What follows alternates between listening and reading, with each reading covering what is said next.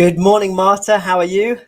Good morning, Andy. Good morning, everyone. I'm great, but I can't believe that today is the last day of COP and of our morning live stream. I've gotten quite used to them by now. It's been a very intense time here at Salford and obviously Glasgow, and I'm really looking forward to today's discussion because we are talking about the important topic of the role of arts in climate action.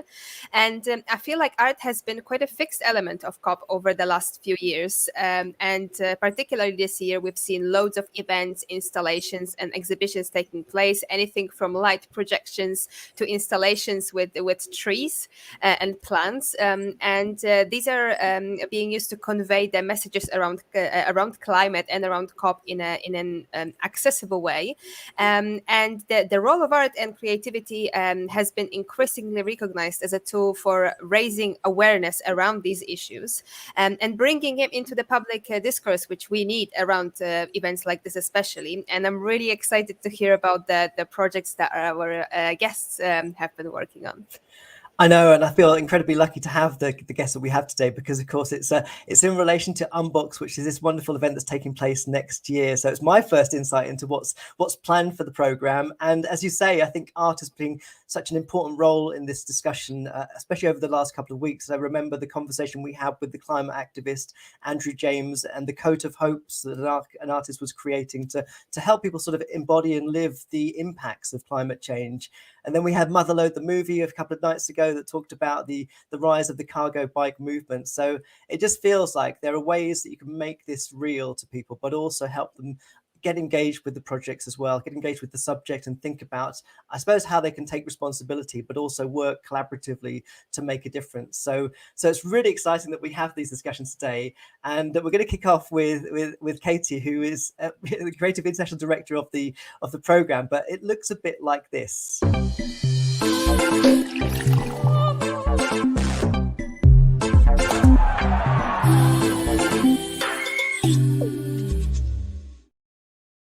So Katie, welcome into the stream. This is really exciting. Great to have you here. Thanks so much for having me, Andy. Good morning, and good morning, Marta. Good morning. So we saw the press releases from last month, I think it was now. Give us a bit of a flavour of Unboxed and where we are at the moment with the programme. So Unboxed is a vast programme of creative work that's happening in places and spaces all across the UK in 2022, both geographical and virtual. It's unique in a number of ways, not least because it's funded and supported by the 4 governments of the UK. So it really is like a really, really broad project and really exciting for that reason. The work itself is made up of 10 incredibly ambitious projects which are being delivered by creative teams, and those creative teams have been drawn from across science, technology, engineering, arts and maths, with a real range of creativity and different kind of disciplines represented in each one of them.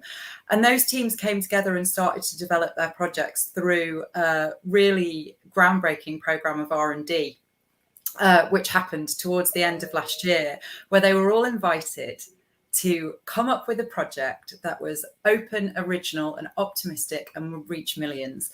And the thing that was really interesting that came out of that was that each one of those projects took that challenge of optimism and thought about global challenges, thought about the way in which art can really make a difference, can shift perceptions. Some of those projects are really concerned with climate and concerned with sustainability as a topic. And actually the 3 that we are talking to today that we're going to be joining on the programme are those 3. The others have got absolutely got kind of concerns around climate and sustainability running through all of them. And so, yeah, it's an incredibly broad and exciting programme. And I think we're going to be talking about some of the projects specifically in more detail, aren't we? We certainly are. I mean, I think it's an incredibly exciting concept. And I noticed you sort of had the STEAM acronym. We talk a lot about STEM at universities, but we try to get people to talk more about STEAM. So we get the arts very much in the mix. And I feel like a lot of the discussions that we have around innovation, they're so centrally connected to creativity that this connection is such an important thing to bring together. And I guess maybe just as a startup, what's your sort of impressions of COP26? I mean, how do you feel about the role of arts in a climate emergency? I feel like, well, art is about meaning making, isn't it? And it has the capacity to shift perception and to interrogate meaning in a way that isn't always necessarily directly head on. And I think that, unfortunately, you can't change the world with a conference. You need to change people's minds, you need to change people's hearts, you need to change people's behaviours. And actually, the role of cultural practice and the role of artistic practice and the role of culture and creativity in doing that is absolutely essential.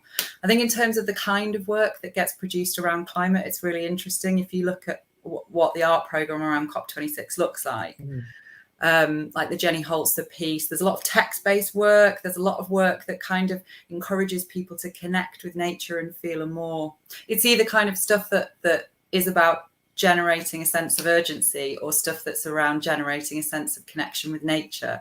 And I think those two things are both really important. Yeah, I think we can see all the arts projects around COP really helping us understand also that the climate action is not just the negotiations behind closed doors, but it's happening all over the world. And is there a particular project happening at COP this year that has caught your attention or moved you in a particular way? I really noticed the Olafur Eliasson projections yesterday, and I like the way that they were based on a kind of participatory, contributory approach, because what he did was he has collected responses around climate from children all around the world and used those to inform in a really playful and really engaging way a series of productions that were showcased as part of the Built Environment Day yesterday, I think it was, wasn't it? I really liked that. I like those participatory pieces a lot, and there's a lot of that type of work in Unboxed. I also really enjoyed the panel that Julie's Bicycle held yesterday, where they had Ez Devlin and Elif Shafak and a number of other kind of artistic practitioners talking about the importance of sustainability in events and entertainment and the arts. And I think the combination of those things, I think there's been a really, really interesting focus on it this year. Definitely. I think that participatory aspect is so crucial. As you mentioned, it's very central to Unboxed as a program. And I was trying to think, because obviously Unboxed is a really innovative way of thinking about investing into creativity and making it available to large populations. I try to think of comparisons, and all I can think about is sort of cultural programs and mega events like the Olympic Games, because you have to find a way to make sure people can feel part of something in a meaningful way, which is challenging because there's a lot of people. So how are you sort of thinking about that inclusivity angle to Unboxed, and how are you trying to make sure that things are accessible to people? So inclusivity and participation are absolutely core to each one of the 10 commissions. And that was really sort of baked in from the beginning of the research and development process for all of them. But really, we have been incredibly fortunate with the wealth of talent and also the integrity of the artists that have participated and are making up these creative teams, because really they are bringing like often decades of experience of deep community engagement work into their projects, and they are delivering those within communities. And these are happening these projects are going to be happening in communities which often are fairly underserved in terms of cultural work. It's less focused on the big metropolitan centres, although there is work in metropolitan centres, and more on communities. We've got work in Paisley, we've got work in Carnarvon, we've got work in Hull, in all over the place, So the approach to participation is really broad, and it's starting right now as well. There are ways that you can get involved with a number of the projects already. And I think we'll come to that again a little bit later with some of the projects that we're speaking to today. Definitely. And I think that's a very good time to bring people in. So let's welcome in our producers, directors, the people that are making all of this happen. So welcome to Angus, Nathan and Patrick. Great to have you all here. Hi there. Good morning. Maybe it's a good place to start with you, Angus, given that we have COP26 still very much happening in Glasgow, and I believe you're based there. So give us a bit of a sense of your impressions over this fortnight. Yeah, it's been amazing. I mean, COP's very impenetrable at the beginning. It's a bit like the Fringe, where you've got sort of 7,000 shows on outside, and you don't know which one to go and see, so you only go and see 3. But I have to say, the energy, particularly with young activists, probably age group 18 to 35, involved in the most intense debates, meeting people from all over the world, a huge amount of respect being shown between different nationalities on the fringe. And you can see really this is a mobilization moment for them. So you can see these incredibly intense small meetings taking place in the most unusual bits of land and buildings that they find themselves in the city. The city itself, on a corporate level, hasn't responded well because it's been run from Westminster. Scottish Government and City Council was slightly kept out of the organisation. So the city itself has felt a bit flat. But my God, the energy that has been brought by the people who've come here and the people who live here has been really good. The march itself, with 120,000 people in absolutely pouring rain, was joyful, was an absolute moment in time where you really said, you cannot ignore this. And I think that has been one of the sort of constant themes, that the battering that the official negotiations have had from the outside has really felt very formal. People are banging on those doors going, you are not just going to listen, you are going to act on what we're saying, because this is our world now. You've messed it up, so you're going to give us a better world. We're not going to put up with it anymore. So it does feel like a kind of quiet, slightly polite revolutionary moment. And do you have a feeling that the same is maybe happening on the especially Scottish art scene? Did you see any shift in maybe the coming months to COP26 around the way art is being created around things like climate change and the conference itself? There's no doubt that there is the debate that's happened and the level of presence it has in now the minds of this generation of active artists means that nobody can go forward just saying, I make this work with a why. You have to make it with a how as well. In other words, how you make your work is becoming as important as why you make it. So if you have a piece of work that is thinking around aspects of climate or environment or the world we live in, the world we might live in, or the mess that it's in just now, you can't just carry on using resources in maybe the way you did 20 years ago.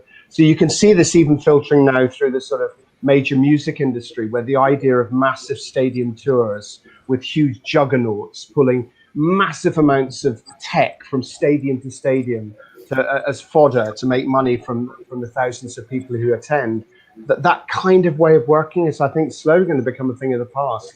And gradually, all of the cultural industries are going to think about how they're making the work, because they're just not going to get away with it anymore. So certain aspects of capitalism, of the way that we work within the market, are going to break down, are going to change. And I think some artists are more sensitive to that than others. But in general, there's such a ground shift. And it's very simple. If you're in the public funding realm, you will not be funded unless you are environmentally sensitive, and that becomes a key part of your work. So people will change and adapt naturally, I think, over the next 5 to 10 years. Some will absolutely lead and inspire, but others will catch up, and you will see that shift.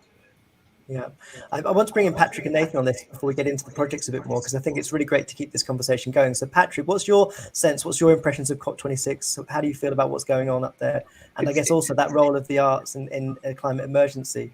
Yeah, for me, it's also been interesting having obviously not that first-hand experience of Angus being in the city, but more how people are responding as a country as a whole. I love what Eden did with the drones above the domes and provoking that bigger conversation and that sense of ambition. And even in my children's school, kind of, I have 3 which keep me on my toes a lot of the time. And you know, even in their school, the response to COP has been in an art form in that sense. So it's been led by the arts rather than a textbook conversation. So for me, if it's been less about what's happening up in Glasgow, yes, all the conversations are there, but actually seeing how the country as a whole responds to it and all the most important things and all the best ways of communicating for me has been through the arts, be it ambition, joy. It's been a hopeful message rather than a textbook message. And I think that kind of speaks to exactly what Unboxed is about. It's that kind of sense of hope and joy. And that's why where the arts come in, and that's where it provokes the conversation for me.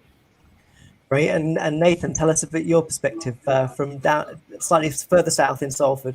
In sunny Salford, yeah. I actually want to pick on something Angus said, which I thought was really interesting, which was about the process behind the arts, because I think that is becoming key, as Angus said, that sort of how we're doing things, how art is produced is really important. And that's one of the roles in which art in this climate emergency can address that, is in demonstrating ways of doing things that are considerate of the situation that we're in. And actually, alongside COP, I was at a green production lab this week down in 101 Arts in Milton Keynes, which was getting a cohort of production managers together to talk about how they are working in the arts and how they're producing stuff, addressing exactly those issues about process, about how we do things, how we can make things better, and the relationships that there are between what we're making and how we're making it. There was a point raised in the panel that I mentioned yesterday, actually, that I thought was a really good articulation of this, because there has been quite a lot of work. There was that really great report that was published by Massive Attack quite recently that was specifically about kind of more sustainable practices within the events industry. But the point that was raised yesterday was, as creative producers, we're totally used to working within parameters. We're used to working within parameters of budget. But within finance, within time, within space, we have to add another parameter, which is our carbon budget, and thinking about things in terms of this is just another parameter within which you have to make creative work. And everybody, loves working to a challenge. It's the thing that helps you come up with new solutions and work creatively. And I think that's a really, really good provocation for all of us. And yeah, definitely something that I think Angus and Dandelion and all of the projects on here are thinking about very, very carefully. Well, I think one of the key parameters we work with often is health and safety, and we should be having health, safety and sustainability should be the three things that sit there alongside each other. Thank you for that. Was a really good introduction into the actual projects that we are going to be talking about now. So Unboxed, as was mentioned, comprises of 10 major commissions around climate and the environment. Angus, you are working from Scotland as part of Dandelion. Could you tell us a little bit more about your project? Yeah, I mean, we named ourselves Dandelion, the Dandelion Collective, because the nature of a dandelion, it's one of the best spreaders of seeds in the natural world. Incredibly, it's called a weed, but it's of great use to the insect world.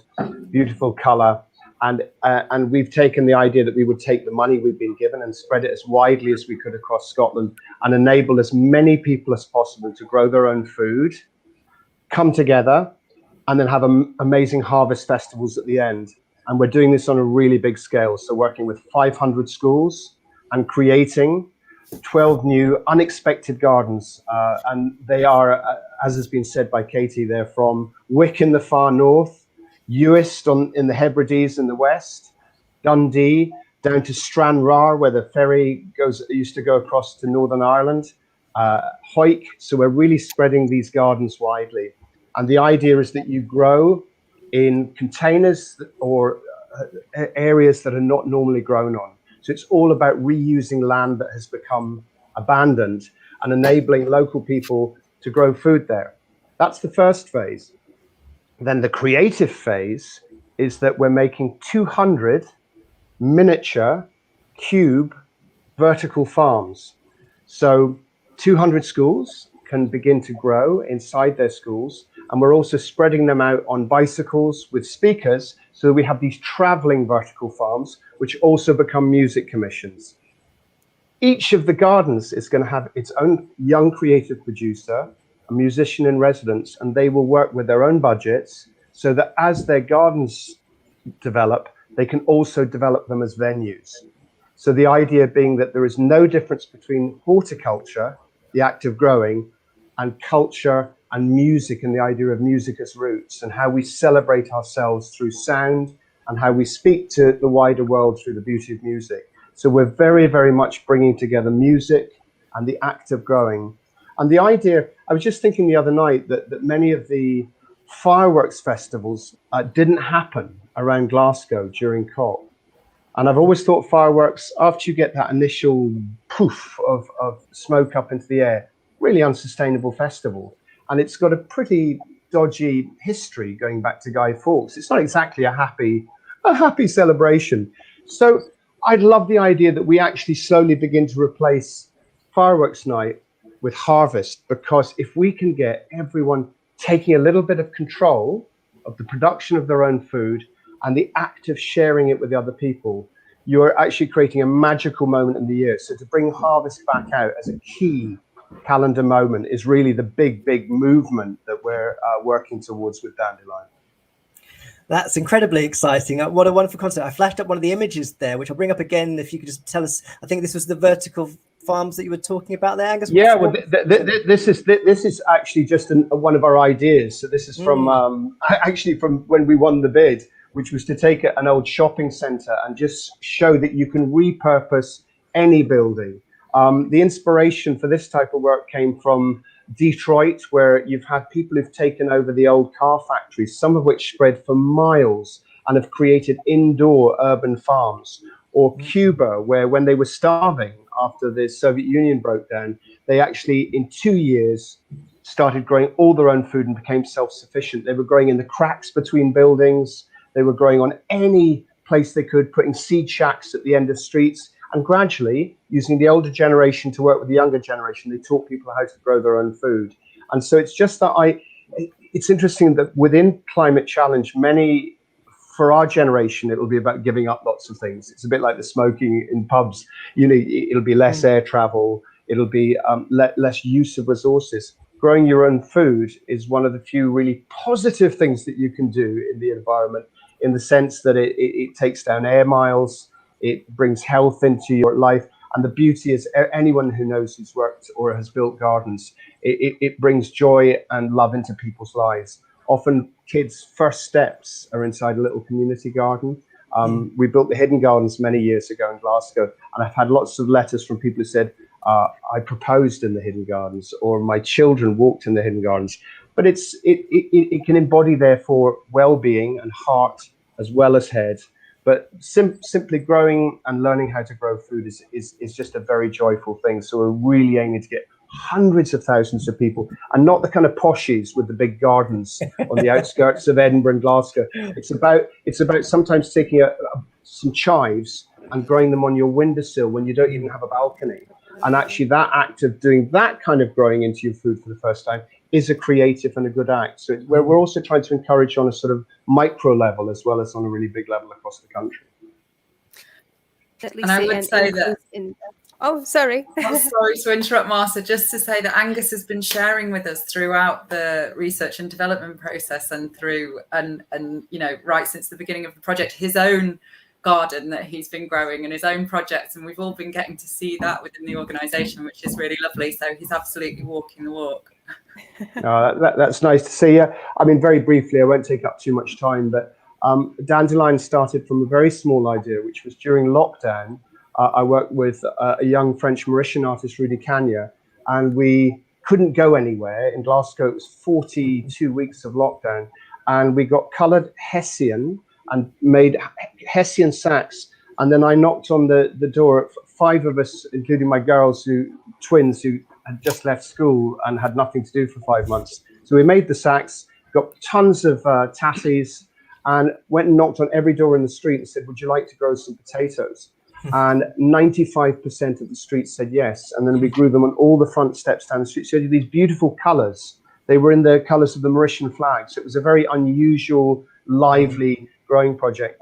And at the end of it, we said, give 2/3 back. And we opened a chip shop at SWG3, a great music venue in Glasgow, which only opened for 1 week. And in that week, we fed 500 people, had music from Celtic Connections. And it was a joyful moment. And it was just that thing that you could do something in your street. And that then won kind of a Glasgow Community Initiative of the Year. And we simply thought, could you do this on a vast scale? And it meant there was something very authentic at the heart of why we went for this bid. But we've been lucky since then to work with some amazing crop production scientists from Scottish Rural University, and they've helped us develop our own growing medium. So we're making 2,000 tons of sustainably produced growing medium to replace the kind of crap that you get from supermarkets. 'Cause the reason why a lot of food growing fails is because people don't know what they're growing in. So actually for us, the important thing is don't replicate the conditions that are bad. Use some of this money to actually develop really sustainable ways of actually growing food. So our first existential crisis with Unboxed was to find somewhere to store 2,000 tons of sustainably grown, and we only found it like a week before it was being produced. So but it's a nice problem to have. I must admit, we had some fairly sleepless nights going, where should we put our 2,000 tons sustainably produced growing mix. But it's lovely. So it grew from something very small and is now becoming something very big. But at its heart is just allowing each individual person to take a little bit of control back. And just a lovely thing is that food is a great unifier. I mean, we know with the amount of sort of racial difficulties that have been exploited by the far right in Britain over the last 5-10 years, it's really important that we find ways to celebrate the diversity of who we are. And food and music are great ways to do that, because they're very, very natural ways to show what humanity shares, but what is different in humanity. So, very natural way to express just that wonderful diversity of humanity, which obviously is a COP26 theme, but in a way where some of the poorer parts of the world are not getting their, their sense of themselves on the big stage, but behind the scenes they are really there. So I think playing with all those. I think certainly lots of these themes are present in a lot of the work we're seeing. I'd like to bring Nathan in at this point to talk about the Salford project's based or located in Salford, but is going all across, I think, England, the UK, I'm not sure. Give us a bit of a flavour of Green Skies, Dark Space, Green Spy. No, right. So I'm from Waterbank. We're based in Salford, and our project is called Green Space, Dark Skies, and we are partnered with Siemens, the global technology company, and National Parks UK, and also Salford University. Our project is rooted in nature. It's celebrating landscape and the life within them. If you could just play that little video clip, that'd be great. I sure can. Yep. Yeah. It's a really nice sense of what the project's trying to do. Here we go.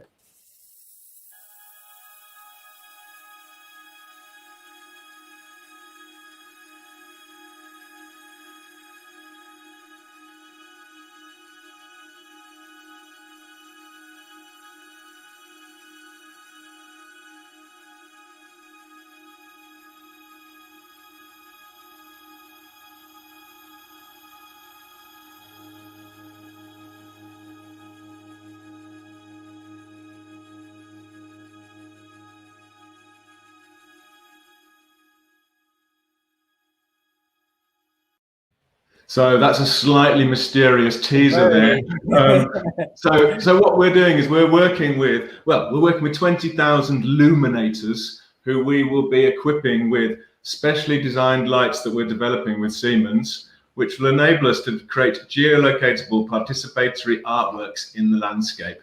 And we'll be doing that in a way that will reconnect people with nature. Our aim is to inspire people to open up the landscape, that everyone is welcome in our landscape, and that we'll be inspiring people to generate the next generation of custodians and protectors of landscape here. And I suppose that's how we are directly linking with the climate emergency in the context of this discussion, is that we are trying to inspire people with the landscape. And I guess we saw, throughout lockdown, there was already a reconnection, people journeying out and valuing our natural spaces. And that's what we're celebrating with our project.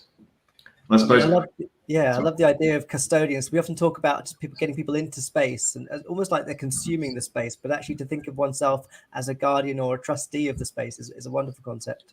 Yeah, and sustainability has been at the heart of the design of the project from the beginning. At Waterbank, we've been working around our sustainable practice for over a decade. And when we came to this project, we wanted it to be an exemplar project in how to do low carbon production. We want it to communicate and engage with the audience around how they're traveling, around how we're making the project, around the impacts that we're having. And we're keen that we measure everything around that. And that we want to be net positive. We want this project to give more than it takes. That's ultimately our aim. So behind the scenes, so it's going back to what we were touching on just before, the process behind this is really intense and quite detailed in terms of how we're making the project, how we're measuring the impact of what we're doing, so that we can be completely clear and transparent about what the project is and the impact that it has. Yeah, definitely. I mean, the project looks incredible and really exciting. And you mentioned that the University of Salford is one of the partners working on it. And is there going to be an opportunity for young people and for students, aspiring artists, but also maybe scientists and technicians to get involved in this project? Indeed, we're trying to create hundreds of opportunities, particularly for students at the University of Salford to get involved, but also we're looking for 20,000 illuminators, and you can go to our website at Green Space Dark Skies UK, and you can sign up there for more information and get involved with the project. That's fantastic. So give us a sense of how far along in the process you are, Nathan, at this point. At this point, we are a long way down the process of creating these innovative new lighting, technology. We have a design. We're starting the manufacture of our test units, which we'll be testing in January. In terms of where we're going to be doing these participatory light art works, we have been travelling around the country looking at different locations from Scotland, Northern Ireland, Wales, England, the furthest reaches of these islands, to look at potential places where we can create these pieces. It's incredibly ambitious, but really exciting. And all the projects just sound like they've got, as you say, those values around science, technology, arts, engineering, and it's all sort of bringing together different expertise. Because I think often at universities, certainly, we separate out subjects and we don't bring the artists and the scientists often together very much. But it's great to all hear about creativity. That's the key. Creativity is the key to it. And I suppose, again, in terms of the climate emergency, creativity is the key to finding solutions to continue existing on this planet too. Fantastic. Well, let's hear from Patrick now. Great to hear about your project as well. Patrick, tell us more. Yeah, so it's really interesting listening to Angus and Nathan in this, because our concept really got born out of that lockdown conversation about the Great British weather. So what we found when we got on the calls as a group on painful Zoom, as it was, from all around the world, where different people locked down in different spaces, was the first 2-3 minutes was always about the weather, and it's such like that cornerstone of your British identity. You don't know what to say when you travel around the world. So in that kind of British politeness, it's always, what's the weather like? And that's where we started. And that's what we really wanted to kind of pivot on and dive into, that concept of the Great British weather. But can the Great British weather be this joyous moment? Can it be part of a bigger conversation about renewable futures? And can we harness, I suppose, the power of the Great British weather and turn it into something more positive and kind of help it to power our future? And that's where we started it. And we really wanted it to be like a joyous moment. And what we needed to do is then find a platform, no pun intended when you see what we're doing, to kind of have that conversation. And we started to look at the concept of inherited structures, and we found these big monsters that live in the sea that no one's really seen, but have been such a dominant part in like where we are now. But no one ever sees them. They're kind of hidden offshore. And the idea was always to capture one of these monsters, which is a North Sea platform and rig, and bring it ashore and confront people with it, but also rehabilitate it. So take this icon and reimagine it and look to harness the Great British weather by looking at renewable technologies on it, and make it a celebration, make it a kind of joyous moment, acknowledge where we've come from, but where we can go in the future, and make it this kind of big public art installation. So tell us what we're seeing here, Patrick. So this is one of those monsters that you describe. Where are we and what is it we've got in front of us? Yeah, so we found a wonderful home in Weston-super-Mare. So we're in the old Tropicana, kind of their own monster in many ways, something that was like such an iconic part of the Great British seaside town. And we're really kind of focusing on that, and we're kind of rehabilitating that space as well. So our monster will arrive early next year, and we'll bring it into the space and then slowly rehabilitate it. You can see the big waterfall at the front, the huge waterfall that we'll build in the space, the big garden lab that we're going to plant across the top of it, huge new walkway around the outside. And where we are now in the project is really looking at renewable technologies. And what's really interesting we found is, for us, is the frustration around where that technology piece is now. It feels like the science and the engineering is there, but the art isn't. And what we're really pushing for is now to bring that design in. If you want cities and homes to embrace renewable technologies, they can't just be like carbuncles strapped to the side of buildings and big wind turbines and everything else. There needs to be this design conversation. And only last week we had a kind of a very heated conversation with our consultants, because they were like, well, this is what it is at the moment. This is what you have to use. We're like, well, that's not good enough. That's the whole point. Like, if people come on board the rig, if you just have a rack of solar panels strapped to the side, it looks like some awful housing kind of complex, and the two just don't work. So and this is where we're now. We have to redesign and reimagine. Take that technology. The technology is there of how to power it, but we now need to bring in the artists, bring in that conversation. Because when people come on the rig, we want them to stop, take note of that, and that's how we start the conversation about playing your part in moving this kind of renewable futures on. I absolutely love this idea. I think this is bringing people closer to climate solutions in the purest and more sort of a literal form.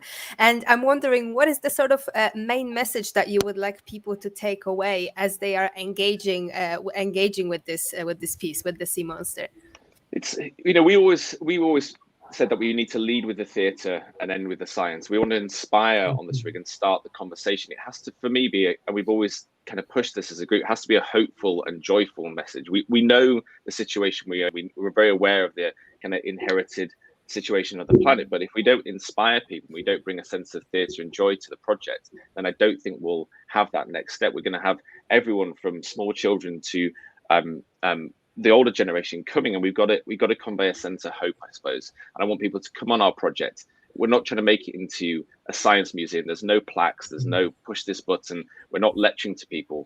There are going to be some really, really big theatrical moments on the rig based around weather, which we hope some people will get wet in the process and some people will kind of dance in the rain. But I think that's where the joy comes, and that's where you then hopefully, when they're at home that night, one of our team members always said, like, success for us is people who come to the rig, go home that night and have a conversation around the dinner table about what they saw that day and what it meant and how that leads on from there. So that's what we're hoping to start. We're hoping to start a conversation which leads to a bigger change.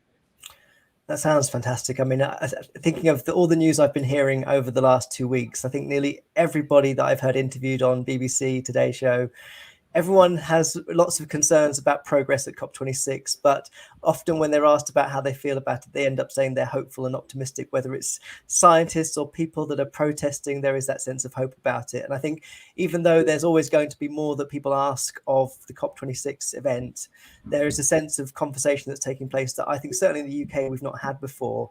And that alone just has to be good. It has to be valuable that we're bringing people together to talk around this subject. Katie, I know we're running out of time, unfortunately, but it's wonderful to hear these projects. I mean, how do you feel sort of on the cusp of, I guess, 2022 and all this work that's going on? I mean, it's so exciting, and it's so lovely to hear the projects start talking for themselves, because everything's been kind of under wraps and there's been so much work going on. And you've got a sense really just from hearing about these three of something of the scale and the depth of the ambition, but also coming back to the point that you made earlier, Andy, about kind of how are we expecting people to participate. You can see that there's a real breadth of entry points. You know, if you want to come in as a family and come and experience this in a participatory way, then that's absolutely available to you. But there's a real kind of conceptual depth, and there's a real kind of invitation to consider the broader themes of the project and of the festival as a whole.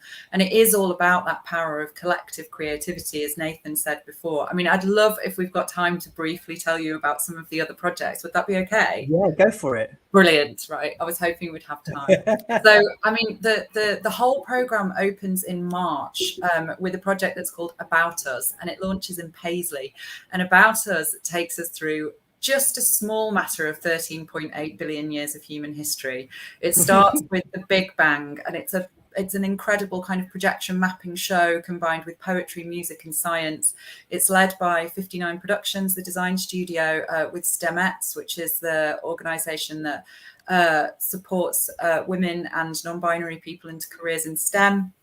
And it's a really incredible project that will kind of light up 5 town centres all around the UK, but it will also kind of invite children and families and everybody really to kind of consider their place in historical moments using language in relation to deep time and history. So that's the first one. And then Dream Machine is going from the vast scale of About Us to the smallest scale that you can possibly imagine. It's an artwork that you experience with your eyes closed. It's based on a concept by Brian Geisen, who was one of the Beat artists, and he had this idea that it would replace television, and it uses light and a collective experience for people to close their eyes and with light projections experience an internal perceptual world.